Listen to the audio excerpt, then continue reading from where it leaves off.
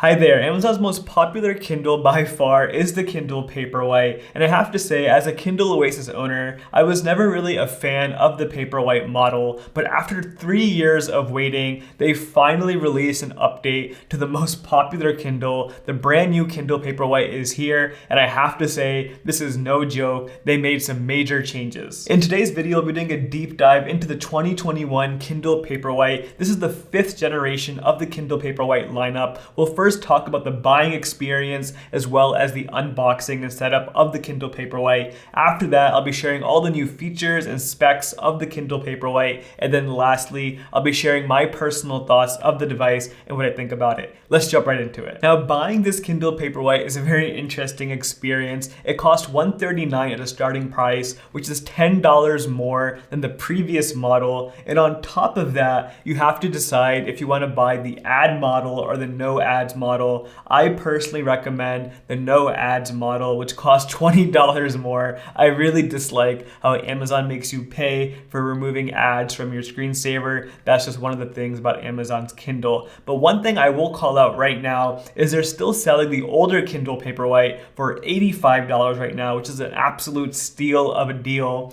I don't recommend it personally. I do like this one way better. I do think it's worth the price upgrade, but that's something to note if you're in the market for a Kindle Paperwhite and you don't care about all the new features. The old one is on sale. Now, the Kindle Paperwhite comes in 2 different variations. This is the first time they're doing this. You have the regular Kindle Paperwhite and also the Kindle Paperwhite Signature Edition, which starts at $189, a very big price increase from the regular one. Now, in my personal opinion, I don't think it's worth getting the Signature Edition. It's not even out yet for me. I haven't gotten it because it's back ordered. When I do get it, I'll do a full review on that. You do get a few extra features like wireless charging, more storage, and an ambient light sensor. But in my personal opinion, 99% of people will be just fine with the regular Kindle Paperwhite. Now, actually getting your Kindle in the mail is a very fun experience. One thing I really appreciate about Amazon is for the Kindle Paperwhite and all the Kindles, they use very minimal packaging. And in fact, on the product purchase page, you have this pledge over here for climate-friendly product.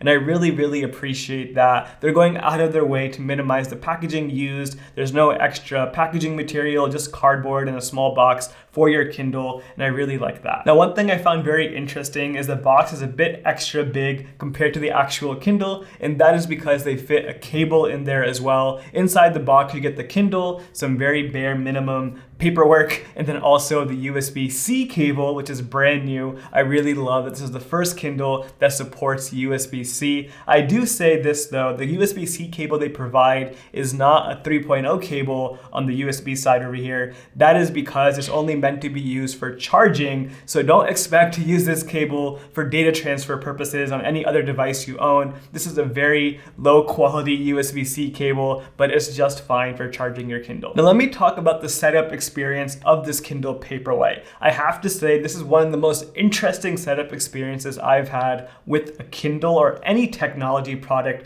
for that purpose. And let me explain why. When you buy the Kindle on the website, there's a very small checkbox. If you miss it, you might be in trouble here, so pay attention, okay? There's a little box that says, is this a gift or is it for you? If you don't check the box saying it's a gift, it will actually register your Kindle to your Amazon account that you use to buy the Kindle. And the reason why that's important is when I turned the Kindle on, it already knew who I was. And it took that even a step farther, actually. It even knew my Wi-Fi. Because I already have a Kindle and have Alexa products in the house, I already have all of that set up under my Amazon account. It already pulled in my Wi-Fi information, my Amazon account, my personal name, all that information was already on the Kindle when I turned it on. It just asked me to confirm, is this you, yes or no? And I hit yes, and it automatically brought over all my settings and all my Kindle books right away, which was very cool. I've never seen that before with any other device. I didn't have to enter any password. I didn't have to enter anything at all. Just press one button. That was really cool to see. Now, from a privacy standpoint, I don't know how I feel about this. The convenience of having that one-touch start setup is really cool, but I don't know how I feel about this, especially if you're giving it as a gift. Be sure to press that button on the checkout page saying this is a gift. Otherwise, the person you're gifting it to may have access to all your Kindle books. One more interesting thing to note is during the setup process, they actually provide you with an offer of 4 months of Kindle Unlimited. That is something I haven't seen before. A 4-month free trial is a very long free trial. You get that included with the new Kindle Paperwhite. I even got an email to my email inbox a little bit afterwards asking about that free trial. I did not use that personally, but if you buy the Kindle Paperwhite, you'll be offered that. That's a very cool thing as well. Now, in terms of setup, that was basically it. There are a few more things I want to talk about regarding the software, which I'll get to in a minute, but I first want to talk about the features and the specs of the device. The first thing I'll talk about is the build quality of this device. Now, the back of the Kindle Paperwhite is still this plasticky, rubbery material. It's very similar to the previous generation. The only difference here is you have no option to change the color. You are stuck with the black color. And I don't mind it. The black color is nice. It looks good. However, the only issue I have with it is it's a very big fingerprint magnet. For me especially, I have a beard. I use beard oil in my beard. So whenever I touch my face and then touch the Kindle, those beard oils get stuck on my Kindle. And it's very, very hard to clean these smudges off the back of the device. The fingerprints on the front of the device can easily be cleaned off with a microfiber cloth, but the back of the device is much, much harder to clean. You kind of have to get a wet, damp cloth to really get those fingerprint smudges off the back. Now, when it comes to the front of the device, it's very similar to the previous Kindle generation. I love that it's a flush glass display. There's no indent or anything like that. It's all one sheet of glass. Very, very nice. Now, the next thing we have in terms of build quality over here is the bottom of the device. We have the charging port as well as the power button. Let's take a second and talk about both of these. The power button is a very interesting topic for me. I don't understand why they choose to put it at the bottom of the Kindle. It would make so much more sense on the side or on the top, but they put it on the bottom, and it gets really annoying sometimes when I put my device down, especially for filming these videos, and I stand it up straight, it presses the button by itself. It's kind of annoying, not the biggest deal in the world, but that's something you should know. The charging port is the first time they're using USB-C. USB-C is a really big deal because so many other devices support it. You don't have to worry about carrying a micro USB cable now if all your other devices are using USB-C. Now, what I do is actually use my laptop charger for my MacBook on my Kindle and my iPad. That one charger can charge all my devices now, which is super, super convenient. Some people out there are scared of using those laptop chargers for your Kindle, but one thing you should know with modern tech, you can't really overcharge these devices. They have chips built into them to prevent them from overheating and overcharging and things like that. The whole point of USB-C is to have one cable, one charger in your backpack that you can use for all your devices. So don't be afraid to use your other cables that you already have to use to charge your Kindle. Now, honestly speaking, having USB-C is nice, but it's not the biggest upgrade for the Kindle over here. It's kind of overhyped in my opinion. You don't really have to charge your Kindle too much in the first place. This thing lasts for weeks on end without charging. So USB-C is very nice, but the new battery in here, that's 10 weeks of battery length, is very, very convenient. You won't be charging with USB-C much in the first place. And also, I should say, the 10 weeks, that number is coming from half hour of use every single day at about medium brightness settings. So if you read more than that, you may get less than 10 weeks. If you read less than that, you may get more. It will all depend on your personal reading habits. Okay, moving on, let's talk about the display of the new Kindle Paperwhite. This is one of the biggest upgrades that people are talking about to this device. This device is rocking a 6.8-inch display. Now, I will say when I first took this device out of the box, I didn't even realize the display was bigger. And this might be because I'm a little biased. I have a Kindle Oasis, which is a 7-inch display. So this looked very, very similar to the device I read on every single day. But if you're coming from the old Kindle Paperwhite, when I put this device side by side of that, the difference was night and day. You can clearly see this device has a bigger screen and just looks so much nicer. It's basically the Kindle they should have made back in 2018. This is the device of today's age. Now, speaking of the Oasis, one thing I want to talk about here is the shape of both devices. When you look at the device pictures on the website, they almost look like two completely different screens in terms of their shape. The Oasis looks more like a square and horizontal shape, whereas the Paperwhite looks more vertical. And I have to say, when you put these devices on top of each other, you can clearly see they both have almost exactly exactly the same. The display, the shape of the screen itself is pretty much the same. Where it gets a little tricky for your eyes is the shape of the device is different. There's no bezel on the bottom of the device for the Kindle Oasis, where the Paperwhite does have a bezel at the bottom. That is what makes the shape of the screen look different. But when you put them on top of each other and next to each other, you can clearly see the screen on the Oasis and the Paperwhite is basically the same thing, with the small difference. The Oasis is 7 inches in size and the Paperwhite is 6.8. I'll be talking much more about this and other differences between the Oasis and the Paperwhite in an upcoming video I'm making comparing those two devices head to head. Be sure to subscribe for that if you want to see that coming very, very soon. Now, my initial impression of the larger screen on the Kindle Paperwhite is that it's a great and very welcome upgrade. It definitely holds a lot more text on the screen compared to the old Paperwhite, which I really, really love. And on top of that, it feels much more like reading a regular book page. Because there's so much more text, it feels like more of a paperback book. You have way more text on those real books compared to a Kindle. This is one more step in that direction. Now, while we're on the topic of display size, let's also talk about the bezels of this device. They made a massive improvement. The old Kindle Paperwhite had this giant bezel on the top of the device, and it drove me crazy. I really did not like looking at the old Kindle Paperwhite because the bezels just reminded me of very old technology. This new Kindle Paperwhite has uniform bezels across the sides and the bottom. They're so much thinner and it looks so much nicer. Now, the bottom bezel where the Kindle logo is,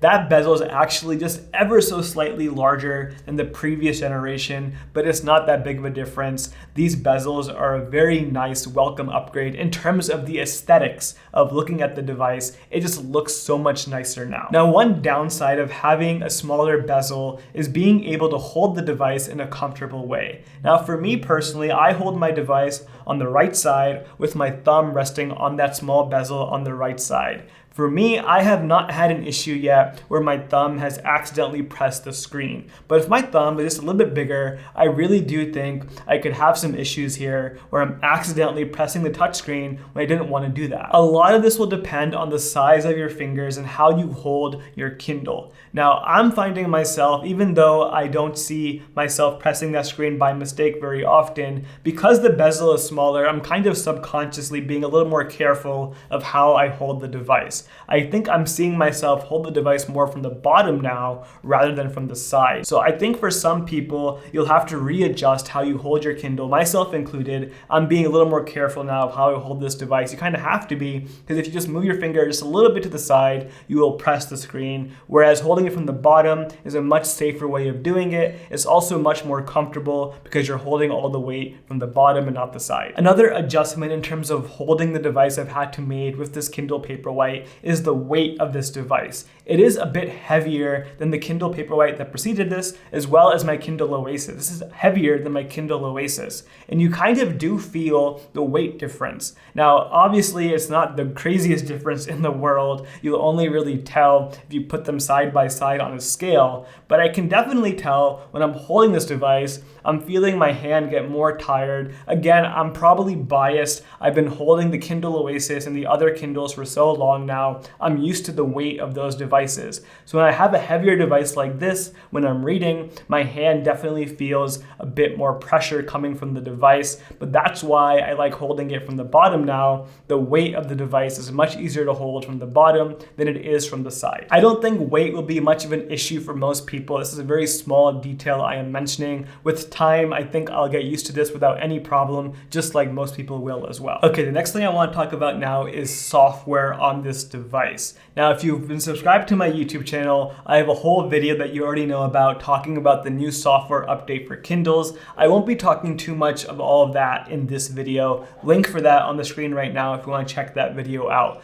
But the most interesting thing that I discovered when I got this Kindle is after setting it up, I quickly realized this device was running the old software and not the new software that just came out. This was very, very weird for me to see. When you get a new piece of technology, you should be getting the latest software pre-installed on the device. In fact, the new software was probably optimized for the new device when they were making the software to begin with. So when this device came with the older software version, I was really caught off guard with that. Now, this was not a big deal at all. The first thing I did after I opened this device and set it up is I went to the settings, I pressed the update button, and the update was actually already pre-downloaded to the device, so it didn't take that long to install. After a few minutes, I was up and running with the newest software version from Amazon. Now, in terms of the software experience itself, I have not had any issues at all in terms of freezing or glitching. I have seen some people post on YouTube and even the Amazon review page for the Kindle Paperwhite that they're seeing issues with the software. I have not seen any of that from personal experience, but your mileage may vary there. I do think Amazon has some things to do in terms of bug fixes with future software updates. I do think all of these things will be fixed very soon, hopefully with the new update. Now, along the lines of software, let's talk about the speed and responsiveness of this new Kindle Paperwhite. This is not being talked about enough. I personally think the biggest change from the previous Kindle Paperwhite to this one is how much faster they made this device. There is most definitely some new processor in this Kindle. They don't really advertise what the specs are, but I do know the Kindle Oasis has a dual-core 1 GHz processor. This device may have something similar now, or a newer version of the old processor. Whatever it is way faster. The old Kindle Paperwhite was too sluggish for me to use on a daily basis. This device is actually faster than my Oasis in a lot of different things. The biggest difference that you'll probably see right away is when you turn pages in a book. They're even advertising on the product page that the page turns are 20% faster, and you can definitely tell, especially when you put it side by side with the old Kindle Paperwhite. Even side by side with the Kindle Oasis, the page turns on this Paperwhite are so much snappier. It just feels so much quicker all around when opening up menus, going to settings. It's just a very nice experience. It makes using this Kindle actually enjoyable. Now, in terms of comparing it to the Oasis, stay tuned for that comparison video. I'll be doing a lot more speed tests to show you exactly how this thing stacks up. But what you should know for now is this device is very quick, very snappy in comparison to the previous model. One complaint I do have though is typing on the keyboard on this Kindle is still not too much fun. I had the same complaint with my Kindle Oasis. The keyboards on e-ink devices,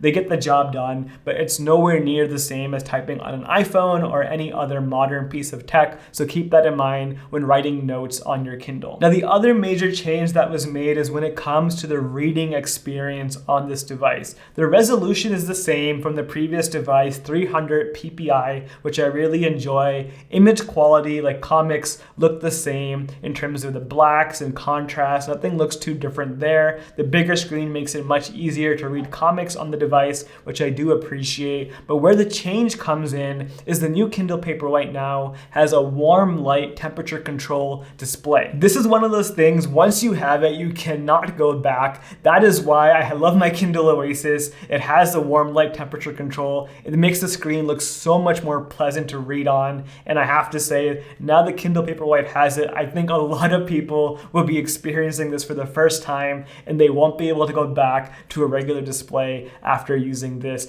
It makes reading at night especially so much nicer, and it makes the page quality look more like a regular book instead of having that blue light. You can really make this as orange as you want or as blue as you want. It just looks so nice having that extra flexibility to make the color temperature exactly the way you like it. Now, there is a setting in there for you to set the warm light on a schedule. So with sunrise and sunset, you can have this turn on. You can set your own times if you'd like, or you can just manually adjust it the way you like it. I do that, and I really love that warm light. Now, in terms of brightness, the new Kindle Paperwhite is supposed to have a brighter screen. It has 17 LEDs compared to the previous device that only had 5 LEDs. Now, I put this device head to head with the old device, and I put it in the dark and I cranked up the brightness, and to me it looks like the same exact brightness. I don't see a major difference at all, but I think you'll see a difference when you go out in the sun and really try reading like that. I never do that though, so I don't think I'll have an issue with the old brightness or this brightness. They both look the same to me. One other small difference I will mention regarding the screen over here is the new Kindle Paperwhite definitely has a warmer tone compared to the old Kindle Paperwhite. Even when you turn the warm temperature all the way to 0, the new Kindle Paperwhite just looks a bit warmer in temperature signature compared to the old Paperwhite, which I actually do like. It just looks a lot more natural. Now, there are a few more notable features I want to mention for the Kindle Paperwhite over here. It still has Bluetooth support for Audible books, so you can pair this with a Bluetooth speaker or some AirPods and listen to your Audible books directly off your Kindle, which is really cool. It also still has water resistance, so reading by the pool or on the beach is something you can do as well. Now, they did remove the option to have a cellular connection with any Kindle Paperwhite, whether it's this one or the Signature Edition. You only have Wi-Fi only. Now, for some people, that might be an issue if you're traveling a lot, but for most people, that probably won't make a difference. And the other thing I want to mention is the baseline model only comes in 8 gigabytes. If you want to upgrade your storage, you have to get the Signature Edition, which is 32 gigabytes. I have a whole video talking about storage capacity on Kindle. I don't think anyone really needs to get 32 gigabytes. That's really only for a very small minority of people. So most people will be just fine with 8 gigs of storage. Okay, let me share some of my closing thoughts about this Kindle Paperwhite over here. This is the new go-to Kindle. When I recommend a Kindle now, this will be the device I recommend for everyone. Before, I was only recommending the Kindle Paperwhite for people who don't read as much. But now, even if you're a heavy bookworm reader, the Kindle Paperwhite, this new one, is a great device for you. The Kindle Oasis is really only a premium device now. All the features, though, that you need are now in this Kindle Paperwhite. Anyone who reads, whether it's casually or every day for hours on end, this device will be great for you. They literally took every complaint I had with the old Kindle Paperwhite and fixed it. This device has USB-C now, it has a bigger screen with smaller bezels, it has warm light temperature control, and it's even a lot faster with a much more enjoyable experience to use.